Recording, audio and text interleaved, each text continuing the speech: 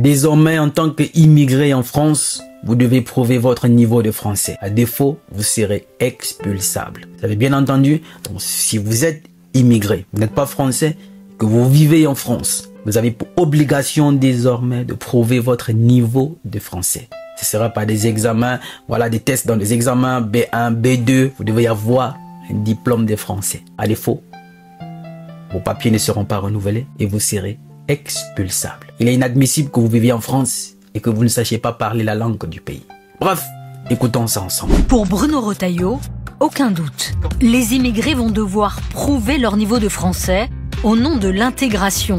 En réalité, des dizaines de milliers d'entre eux vont devenir expulsables. On vous explique pourquoi. C'est une étape obligée.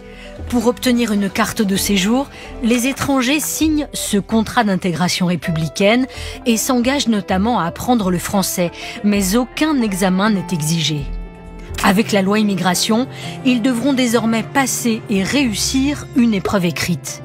Pour un titre de séjour de 2 à 4 ans, il faudra valider le niveau collège. Pour une carte de 10 ans, le niveau lycée. Et pour la nationalité française, un niveau universitaire. Les conséquences sont bien réelles. Si au bout de 3 ans, ils n'ont pas atteint le niveau collège, avec la nouvelle loi, ils deviendront expulsables. Dans le même temps, le nombre d'heures de cours proposées est en baisse. Nous avons pu récupérer ces échanges de documents de l'Office français pour l'immigration. Voilà ce qu'on peut lire. Une nette diminution de convocations. Le rythme des sessions doit être diminué de moitié dès que possible. Quant à ceux qui veulent obtenir la nationalité française, la marche est encore plus haute.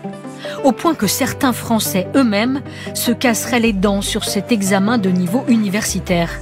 À notre demande, 10 volontaires ont accepté de passer le test en conditions réelles. Tous sont plutôt très diplômés, un seul n'a pas le bac. Bienvenue à l'examen du DELF B2. Pendant 1h30, ils vont notamment plancher sur des questions à partir d'enregistrements audio et manifestement, ce n'est pas une partie de plaisir. On a ramassé les copies et après correction sur les 10, 5 n'ont pas la moyenne à l'écrit mais compensent à l'oral et 2 ont même raté l'examen pour obtenir leur propre nationalité. Alors forcément, quand le français n'est pas la langue maternelle, les chances de réussite sont maigres selon ces associations qui préparent aux épreuves. C'est un niveau qui est beaucoup trop élevé pour la plupart des étrangers qui veulent demander la naturalisation ou un titre de séjour long en France. Des nouveaux tests de langue mis en place avant la fin de l'année. 300 000 personnes vont devoir s'y soumettre, sous peine de perdre leur titre de séjour. Une épreuve facturée une centaine d'euros à leur charge. Vous avez entendu, désormais en France, il faut parler français.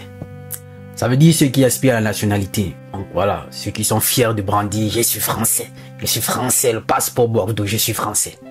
Vous devez avoir un niveau universitaire. Parce que les Français eux-mêmes ont raté l'examen. Bon, ce n'est pas parce qu'ils ont raté l'examen que voilà que les expats ne pourront pas réussir à cet examen. Bref, la famille, désormais en France, le niveau de langue est obligatoire. Dites-nous ce que vous en pensez. Pour un pays qui parle français, la langue du travail c'est le français, c'est quand même logique, minimum de parler la langue du pays dans lequel vous vivez. Vous n'allez pas vivre dans un pays que vous ne parlez pas de la langue, rien. Comment vous faites? Il y a des factures, vous ne pouvez pas lire. Si vous avez une urgence pour parler au téléphone, ça, vous ne pouvez pas. Bref, vous ne pouvez pas parler la langue. Je crois que c'est, à mon sens, peut-être que c'est un peu très dur au niveau naturalisation, au niveau universitaire. Mais pour moi, pour mon avis personnel, je pense que si vous allez vivre dans un pays, le minimum voudrait que vous parlez la langue de ce pays. À défaut, vous ne connaîtrez jamais une réelle intégration. Bref, dites-nous ce que vous en pensez en commentaire. Les Français davantage durcissent le ton. L'immigration choisit, ils choisissent toujours quelque chose et tout. Mais là, en réalité, on sait les personnes pour qui ceci va faire chier. On sait bien que voilà, c'est pour les gens qui reviennent de l'autre côté là. Vous savez de quoi je parle. Dites-nous ce que vous en pensez en commentaire, la famille. Je me ferai le plaisir de lire vos avis. Il n'est jamais trop tard pour recommencer. Parce que le rêve n'a pas de date d'expiration. Je suis Roland Campagne, ton frère. Salut.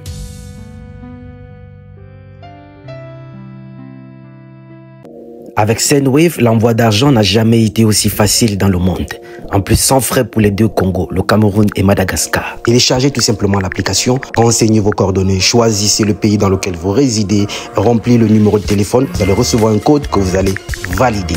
L'étape suivante, c'est la plus facile. Inscrivez le code promo R2M qui vous donne 10 € ou 10 $ dès votre premier transfert. Et par la suite, renseignez les coordonnées de votre bénéficiaire. Choisissez votre mode de paiement. Orange Money, Wave, Mobile Money. Et votre destinataire recevra de l'argent directement dans son téléphone. Choisissez le montant que vous souhaitez envoyer. Par la suite, ajoutez les coordonnées de votre carte bancaire. Aussi simple et facile. La dernière étape, c'est la vérification de votre identité par votre pièce d'identité ou votre passeport.